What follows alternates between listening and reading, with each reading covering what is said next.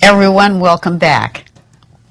In the previous lectures, we've been talking about the endogenous reward system, a subdivision of this larger limbic system that's involved in reward. I want to point out to you that in 2005, Discover magazine listed the identification of this endogenous reward system as one of the most important scientific discoveries in the last 25 years. This is the system that allows us to tap into the joy of life and allows us to engage in the world.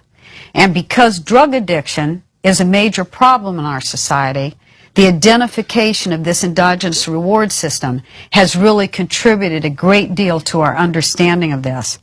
So in the present lecture, I would like to highlight our current understanding about how this endogenous reward system can actually be hijacked when you take a drug from the external world, which we say is exogenous, when you take a drug like cocaine into your body. Before we start, however, I think it's important for me to make a sort of position statement. Neuroscientists, in general, while we may be socially conscious, don't really care whether a drug is legal or illegal, or whether it's prescription or over-the-counter. We're not as interested in issues like that. What we care about is what the mechanism of action of the drug is, which means how that drug acts in the brain, at what sites does it act, and also what areas of the brain are involved. So we're not as interested on some level. I could have chosen for this talk, for example, I could have chosen any number of drugs that you can buy over the counter in the store that are going to affect the endogenous reward system. Many prescription drugs have sort of psychoactive effects, and I could have chosen those for this discussion. I chose cocaine and marijuana because a comparison of these two gives us an idea about how mechanism of action works, and also how drugs differ and how their subjective internal state that the person has related to the drug differs as to how the drug, the mechanism of action, and also where in the brain it works. Now, it probably doesn't come as any surprise to you that any drug that has a sort of psychiatric effect or a psychoactive effect or any influence on your subjective feelings operates on this endogenous reward system. It operates on the limbic system. So, such drugs that operate in this system can be physiologically or psychologically addicting. So what this means is that the person seeks out the drug. And we separate physiological addiction sometimes from psychological addiction, but we actually think very similar mechanisms are involved. There may be genetic factors that are involved in whether a person becomes physiologically addicted to a particular drug, although some drugs are clearly more addicting than others, or there's a higher probability that a person will become addicted. So, for example, cocaine is a very highly addicting drug. And I've mentioned before, we have animal models in which animals are addicted to cocaine from the very first hit. And so it's a powerfully addicting drug. Other times, individuals can become dependent on the drug use because it alters them in a way that they find pleasing or whatever, but they're not actually physiologically addicted. The genetic factors that play a role, there's some interesting things coming out in there. It turns out that females may have more of an inherited factor related to whether they'll become drug addicted. So this is important because, of course, women can be pregnant, and the use of drugs during pregnancy is a very big issue.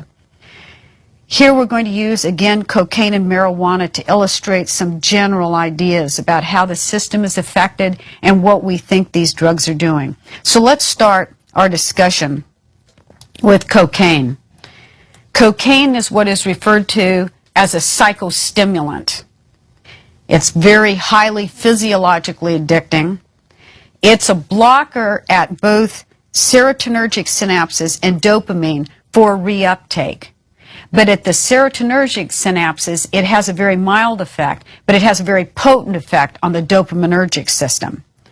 In addition, the major targets for cocaine, being that it's a major blocker for dopamine reuptake, is going to be this endogenous reward system, and it's going to be the cortical projections to the prefrontal cortex. Now, this is one of the reasons why A drug like Prozac is not addicting, but cocaine is. Both Prozac and cocaine act as blockers at serotonergic synapses. But in addition, our cocaine acts at these synapses that are dopaminergic in these projections to accumbens and to the prefrontal cortex, whereas Prozac does not. So far to date, all drugs and behaviors that are addictive appear to involve the nucleus accumbens septae.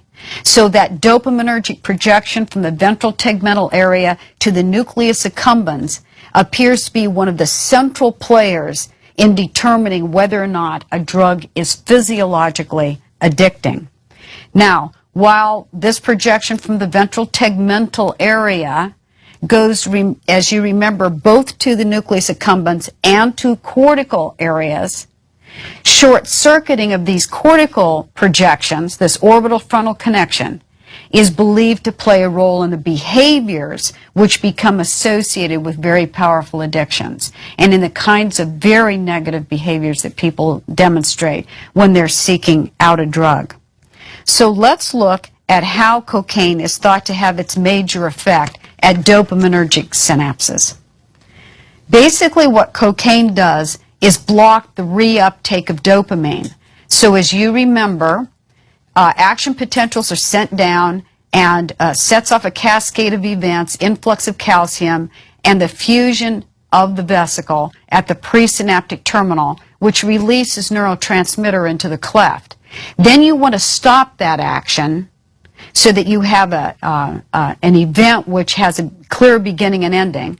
And one of the mechanisms for that is reuptake of unused neurotransmitter back into the presynaptic terminal. With this block of the reuptake of dopamine, it means that a huge amount of dopamine is left out in the synapse to stimulate these postsynaptic receptors. And cocaine is a very potent blocker of dopamine reuptake. So in this projection from the ventral tegmental area, this endogenous reward system, from the ventral tegmental area to the nucleus accumbens and also to cortical areas, dopamine is being dumped out in huge amounts.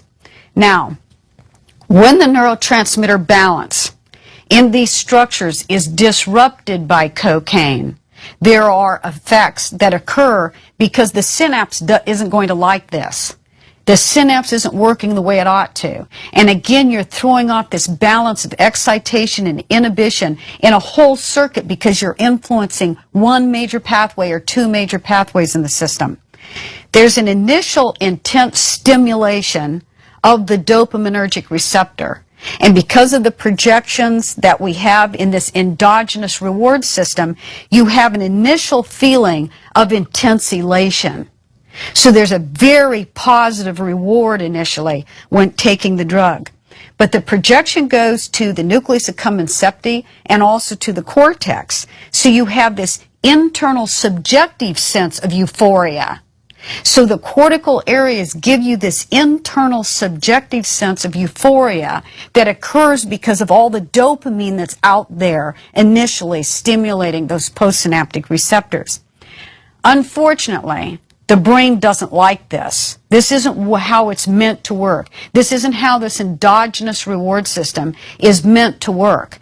So that this intense stimulation of the receptors is followed by a very massive and rapid compensatory adaptation at these particular synapses. And behaviorally, this takes the form of drug withdrawal and craving. So now these synapses have been altered in a particular way, and we'll see that there may even be long-term changes that take place in such synapses. So initially you have this response where there's a lot of dopamine present in this cleft, and you get this subjective feeling of elation. You have these projections to accumbens and projections to prefrontal areas of the cortex. That's followed by an intense dysphoria. And dysphoria is a subjective state described as a crash where the person has depression, lethargy, irritability. There are a lot of sort of behavioral things associated with that. They feel really badly would be the way to put it. And so what happens is after stimulation and having this elation, it's followed by this dysphoric feeling, and it's going to promote a craving and a seeking out of the drug to get that intense elation back. And what happens is you have a very rapidly, because it's a highly addictive drug, a rapidly escalating pattern of compulsive use. And so individuals who become cocaine addicts become totally focused on getting their cocaine. And this sets up this pattern that is very, very difficult to break. In addition, those postsynaptic receptors don't really like being stimulated like that, or that's not what they normally should be doing. And what happens is that over time, they adjust their sensitivity. So now the cocaine addict has to take more cocaine to get the same effect. Because the brain has its own way of compensating for this massive dose of something that's caused this endogenous reward system to give this intense feeling of euphoria. We have in neuroscience identified some long-term changes in individuals who are cocaine users.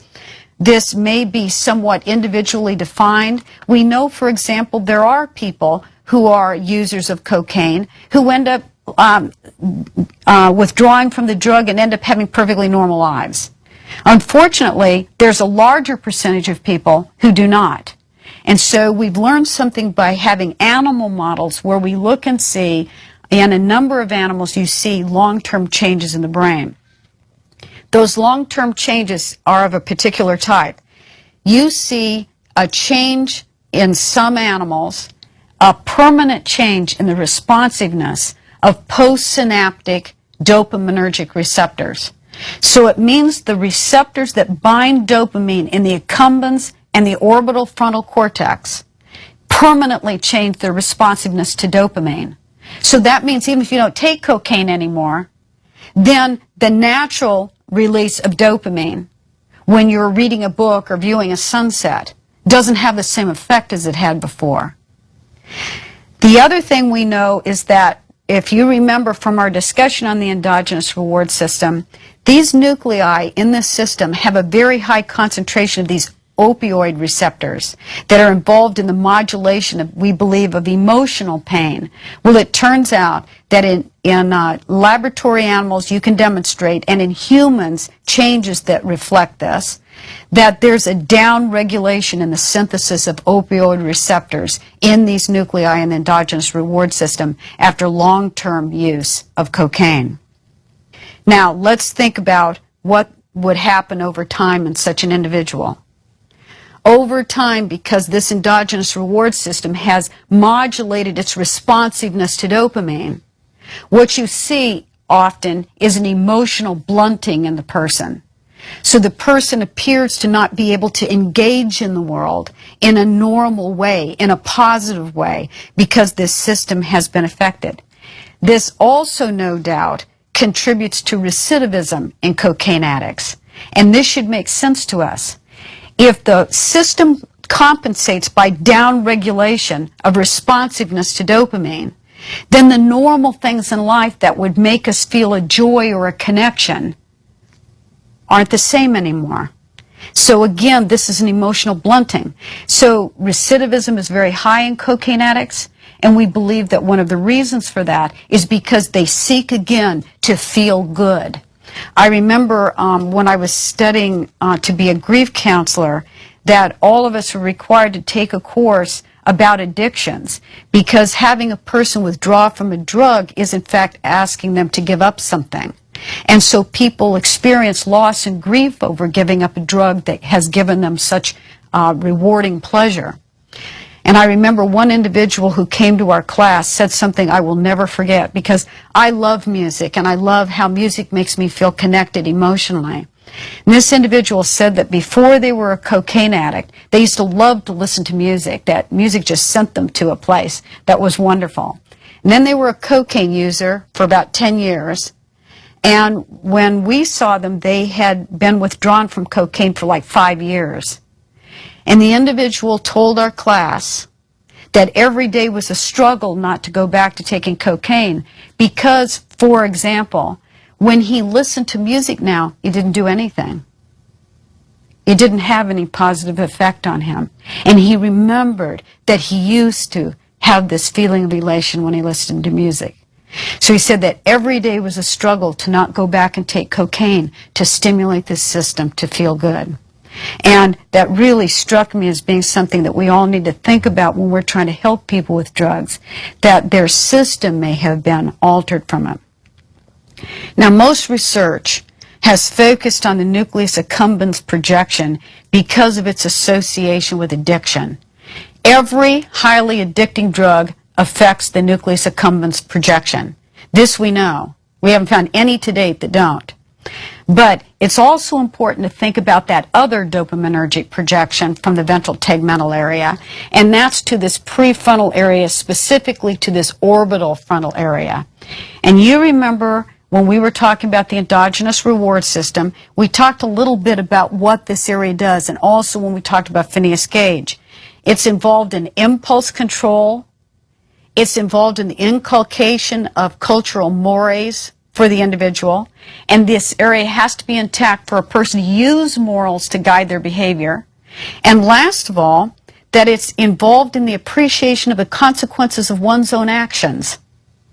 And so we believe that the hijacking of this dopaminergic system in the endogenous reward system and those projections, these mesocortical projections, are involved and play a role in the often egregious behavior that you see in individuals who are addicted to drugs like cocaine. So you have people behaving in behaviors that clearly don't indicate that they're using their moral compass to make decisions. I remember medical students asking me about a case that was in the Nashville newspaper a few years ago about a woman who was a cocaine addict who had given her 12-year-old daughter to a drug dealer in exchange for a single hit of cocaine. And this hit the front pages of the news, and the students wondered, this woman must be this horrible person. Well, this system hijacks the area that allows you to use moral behavior to guide decision making. And this too is something we have to take into consideration when we're helping people. Now, we don't have obviously something exactly the same in animals, but we actually have something similar in that if you train that animal to press a bar to get cocaine and the animal is addicted, the animal will choose the cocaine over food, water, or sex. And unless force-fed, unless fed in some way, will starve to death, will choose the cocaine over food. And so this tells us that even in this animal, that the mechanism that should allow the animal to care about its survival more than anything else get hijacked when these drugs are taken. Now let's turn our attention to a drug that has a different mechanism of action, and while working on some areas of the brain that are the same, there are also areas that are different, and that's marijuana. And if you look at this picture the teaching company placed up here behind me for these lectures, this looks like an individual who's sort of been smoking something, and you see that areas of his brain are lit up. It's not necessarily accurate, but it does depict that when you smoke marijuana, that in fact you have areas of your brain that are affected. Now, marijuana in moderate doses has effects similar to alcohol. At higher doses, it can cause euphoria and heightened sensation. For example, people report that taste is heightened when they smoke marijuana. Contrary to popular belief, about 2/3 of users do show some kind of drug dependence. And if they stop smoking marijuana, they do show anxiety and irritability. So they do show withdrawal signs and symptoms. Drug dependence to marijuana can in fact be induced in animals, and so we can study this in the laboratory. In this case, however, the mechanism of action of what's happening is entirely different. In the case of cocaine, you blocked reuptake at dopaminergic synapses. That's not how marijuana has its effect. What marijuana does is marijuana binds to a specific receptor that's found in particular areas of the brain. So it's going to bind to a particular receptor in the brain. Cannabis will bind to this receptor, We'll come back to it, another significance of that. But it binds these receptors and alters the synapse, but alters it in a different way. The areas of the brain that are affected are going to be very similar to the areas that were involved in cocaine addiction.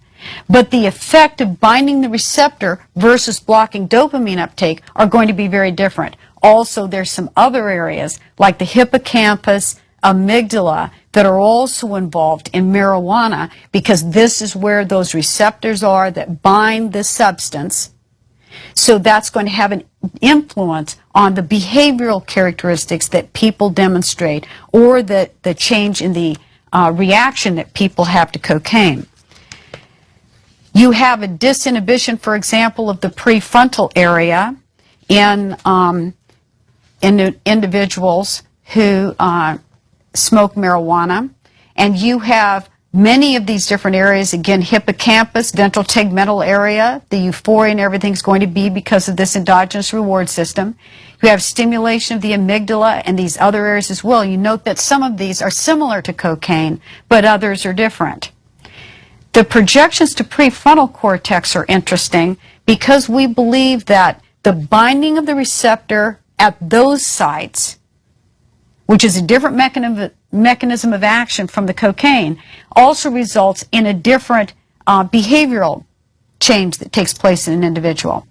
Long-term chronic use of marijuana can cause what's called amotivational syndrome, and it's believed to be due to those cortical projections.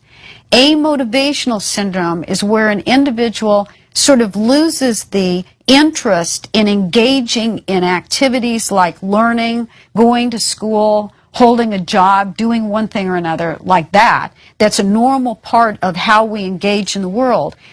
Amotivational, the person loses a motivation to engage, and often really only wants to lay back and maybe drink alcohol and smoke marijuana with their buddies, and that's the only thing they seem to be very motivated to do. And this amotivational syndrome is seen in long-term abusers and in certain individuals that tend to have some kind of temperament of certain types that lead them to this amotivational syndrome. Most of the research to date, however, has focused on the binding of the cannabis receptor in the hippocampus, and there is a reason for that. And that's because individuals who are long-term users of marijuana often show problems in memory. So memory being a hippocampal function, this has been a major focus of research. Now, we've been looking here at cocaine and marijuana, but any drugs that have a euphoric effect are going to stimulate that endogenous reward system. And we can see that what other effects that the drug might have to do with what other areas might be affected. Also depends on the mechanism of action, how much that endogenous reward system is stimulated, how it's stimulated, the mechanism of action, and the site of action. These are the two things that matter most. Again, all highly addicting drugs significantly alter dopamine release in the nucleus accumbens. And so marijuana is not addicting like cocaine is, because the change that happens in the binding of the receptor does not result in the same degree of dopamine release in the nucleus accumbens. We believe that this is the underlying reason. Now, there are many drugs that are going to affect the system, obviously, many of the social drugs. This discussion also allows us to talk about something else, which I think is a more general principle that I'd like you to leave with today. And that is that whenever we have a receptor somewhere, like I talked about how there were receptors in particular areas of the brain that would bind cannabis or marijuana, whenever you find that occurs, it doesn't mean that the brain has cannabis receptors. What the brain has is a receptor that has a natural ligand, we say, or a natural ligand that binds to that receptor normally. So, for example, the receptor that binds cannabis binds something that's normally occurring in the body called arachidonic acid. And we don't know what arachidonic acid does. We're still investigating that.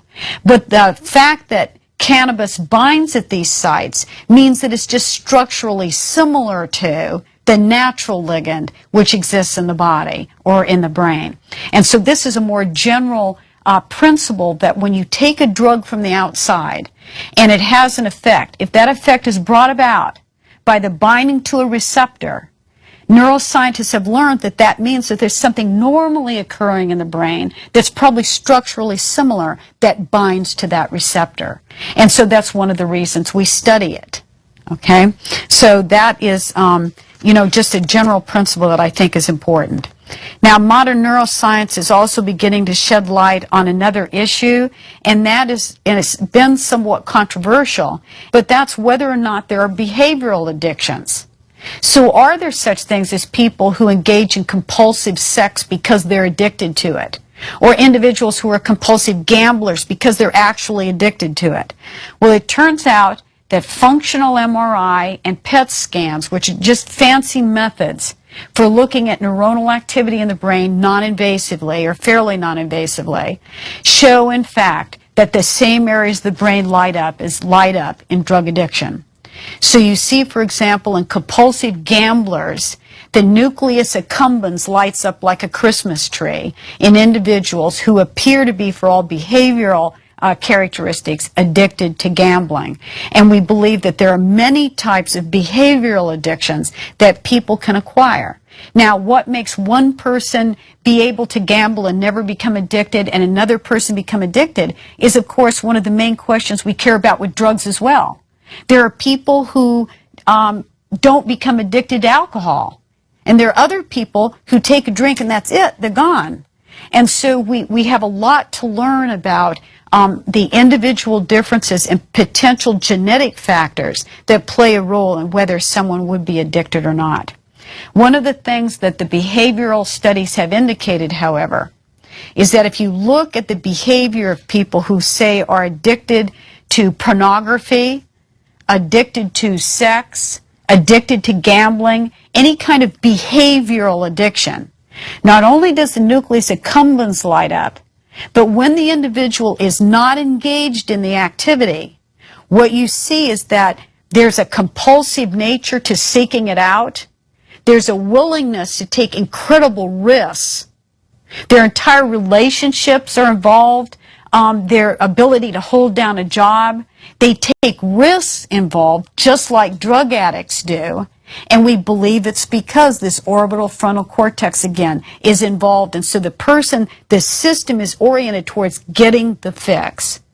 And so it short circuits, hijacks areas of the brain that would allow us to use the limbic system and this endogenous reward system to make good decisions about what we do in our lives.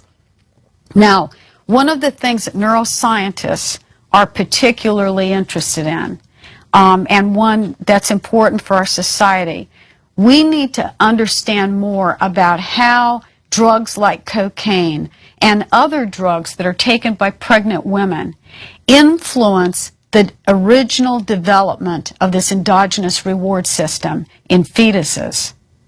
So you remember the brain is growing very rapidly and all these neurons are being generated and the basic patterns of things are being set down before we're born.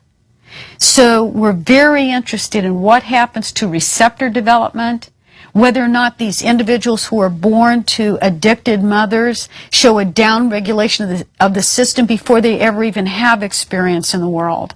And so this is an active area of research because of the consequences, since children are the future for our society. And so this is an active area of research in neuroscience. The other reason neuroscientists are particularly interested in this area and why the endogenous reward system in its definition was one of the greatest discoveries in the last 25 years is that we've also learned that this prefrontal area of the brain undergoes reorganization at puberty under the influence of hormones. And so who you are, in a very critical sense, is established at that time, and this is from the beginning of puberty through early 20s. Well, it turns out in our society, this is the main time that individuals experiment with drugs. And so we're very interested in how taking these drugs at this critical period in development might influence the experience of pleasure, how one connects to the world, how one engages with the world from that point on in your life. And so this is a very, very active area of research as well. So again, while neuroscientists care mostly about what a substance does at a cellular level, and we're interested in what areas are affected, we're also interested in how this knowledge that's generated can be used in a positive way to help people live good lives. Thank you.